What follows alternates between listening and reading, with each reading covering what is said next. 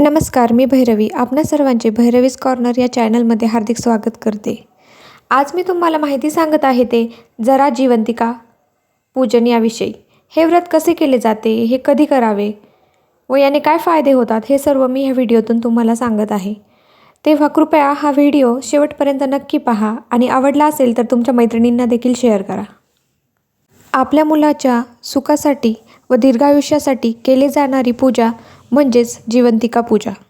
महाराष्ट्रात श्रावण महिन्यात ज्येष्ठा गौरी किंवा जिवंतिका देवीचं पूजन केलं जातं. श्रावणातल्या शुक्रवारी किंवा आषाढ श्रावण महिन्यातल्या पारंपरिक शुक्रवारी हे व्रत पार पाडले जाते.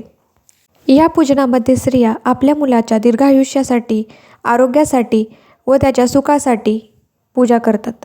याबाबतची पौराणिक श्रद्धा अशी आहे की पूर्वीच्या काळी स्त्रियांना जंगलामध्ये आपल्या मुलांचे संरक्षण करण्यासाठी खूप संकटांचा सामना करावा लागत असे.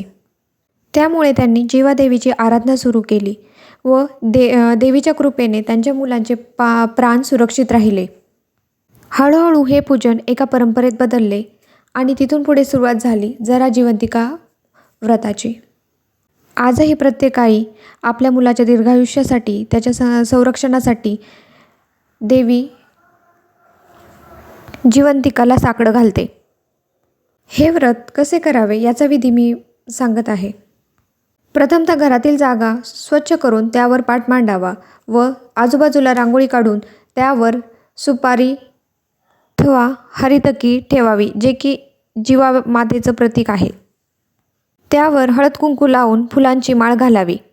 त्यानंतर जिवादेवीला प्रार्थना करावी, हे जिवादेवी, माझ्या लेकराला आरोग्य, बुद्धी व तुझा आशीर्वाद दे. त्यानंतर आपल्या मुलाचे कपाळ ओवाळून त्याच्या डोक्यावर पाणी शिंपडून देवीकडून रक्षा बांधावी व आपल्या मुलास देखील जिवादेवीचा आशीर्वाद घेण्यास सांगावे, त्याची पूजा करण्यास सांगावी. हे पूजन श्रावणातील प्रत्येक शुक्रवारी करावे. असे केल्याने आपल्या मुलांना जिवादेवीचा आशीर्वाद लाभतो व त्यांना दीर्घायुष्य प्राप्त होते. तेव्हा हे पूजन नक्की करा. सर्व माता आणि लेकरांना या पूजनाच्या हार्दिक शुभेच्छा.